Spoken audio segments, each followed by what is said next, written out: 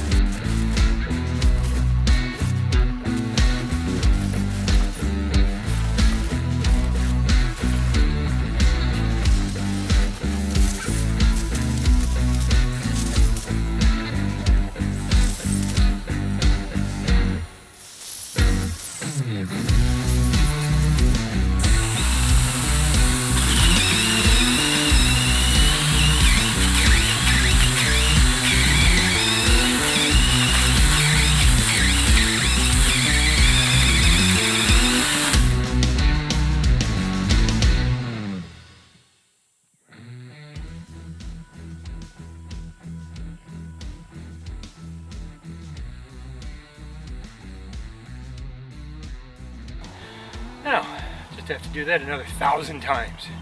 Initial impression after using this thing for a couple of months. First, I would get it again, and I would recommend it to other people that are looking for something like this.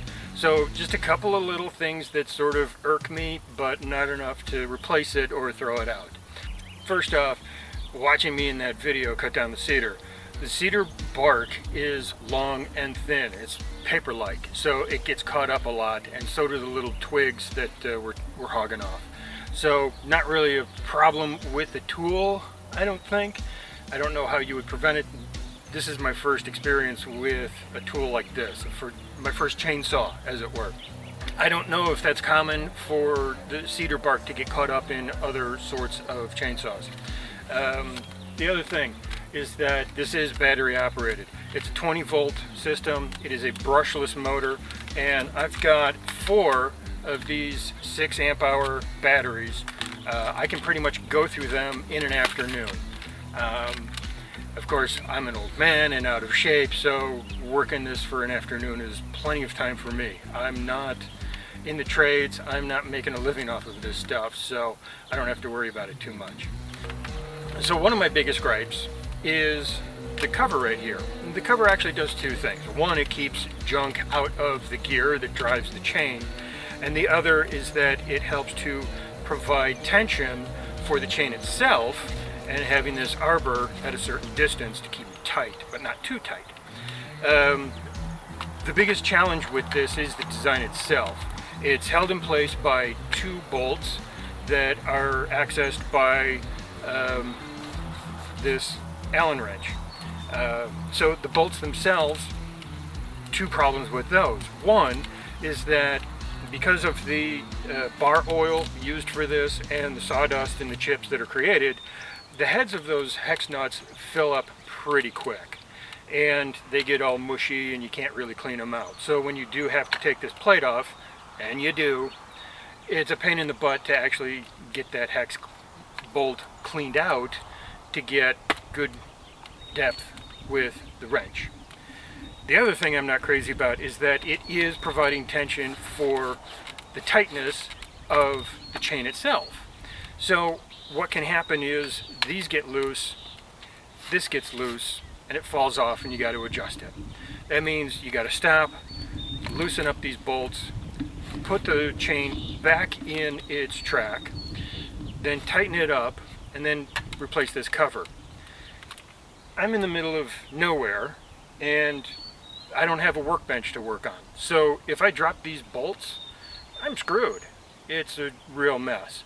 I think they could have done a lot better in developing a way to quick release this, as well as a better way to secure the arbor that holds the chain in place. But again, that's a guy that's not used a chainsaw at all, so I could be wrong. This could be the ultimate solution for the problem, and it's just a natural thing you got to deal with. Maybe not. Alright, so here was what I was talking about, the chain jumping out and what you have to do with it. As you can see, that popped out real good. So, I'm going to take this, pop it off, clean it out a little. Not easy.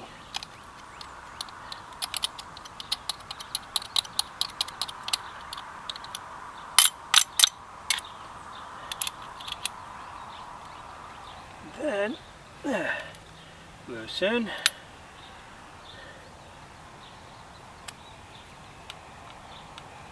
And loosen. That was already loose actually, so that's probably why it slipped.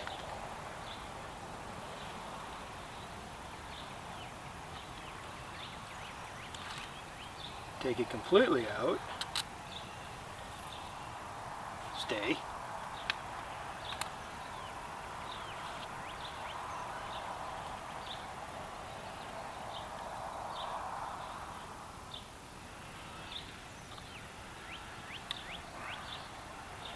And of course everything is covered with bar oil, so it's slippery. Makes it harder to use this tool, which is just horrible. These things are horrible. In general, in life, they are horrible. I understand they're easy to make, but come on. Alright, so here, covered with bar oil, covered with sawdust and chunks. There's a nice twig. So that grass out of the way. Alright, so first, clean all the goop out. And it is goop. It's not sawdust, it's all bar oil with tree. Alright.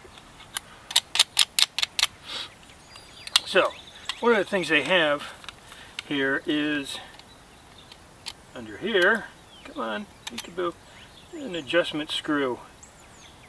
And it moves this pin up and down to help control the tension of the arbor.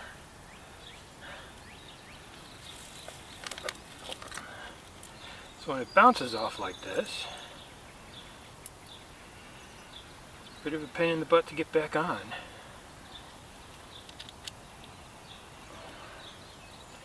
Slide it forward, get it in the teeth, make sure that's seated properly. There's a pin here to go through that hole, so you got to get it in that hole. And then, come on. Alright.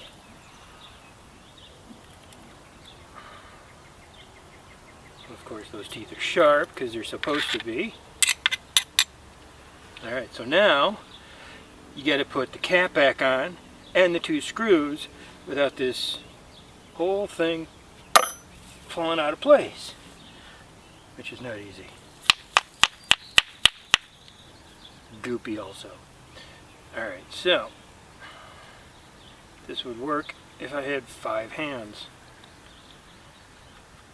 So it goes somewhere there. And there's no positive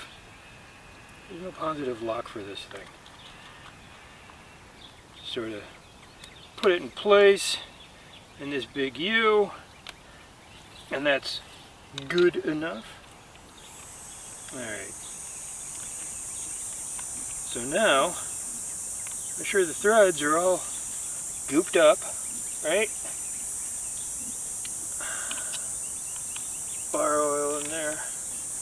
sawdust.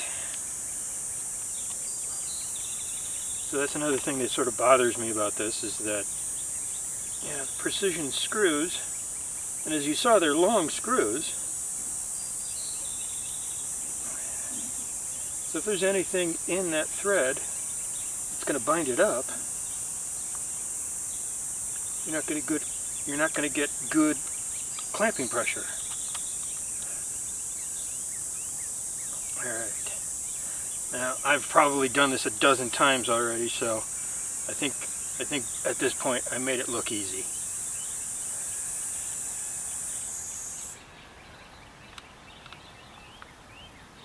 Alright.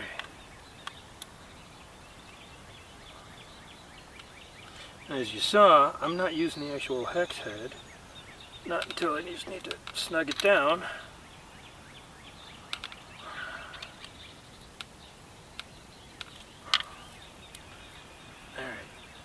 Not a lot of play in that, but there's some. So, that's what I'm talking about. What a mess. I'm all covered with oil. Great! While I finish off this next cedar, I want to mention a few last things about the saw. First is the threaded sleeve, which is used to screw the sections together. Every once in a while you have to give it a little twist to snug it up. Not a big issue, it's not like it's going to fall apart on you, it just helps to keep everything nice and tight. Next is the bar oil, and there's two issues on this. With these 6 amp hour batteries I have, the reservoir needs to be filled with each battery. It goes that fast. Best to stop by one of the big box stores and get a gallon of the oil. The other point is that the oil is gravity fed, so it essentially just leaks out through a small weep hole until it's empty. That means it can get pretty messy when you're not using it, so DeWalt recommends draining it when you're done. The last point is its propensity to take a break every once in a while. I'm pretty sure it's related to thermal protection built into the unit. It happens a lot when I'm going through some pretty big branches. I don't carry the other batteries with me, so I just wait a bit for it to cool off and get back at it. It can be aggravating, but it's probably for the best. Like I said, it's a pretty good tool for what I want to accomplish. As time goes on, I'm sure I'll add the third pole and use it to trim branches higher up in the oak trees, but for right now, using just the 2 poles is perfect for the job at hand. So that's it. I hope this was helpful for anyone looking into a pole chainsaw, and if you have any questions or comments, leave them below and we can continue the conversation. Thanks for watching, and we'll see you on the next one.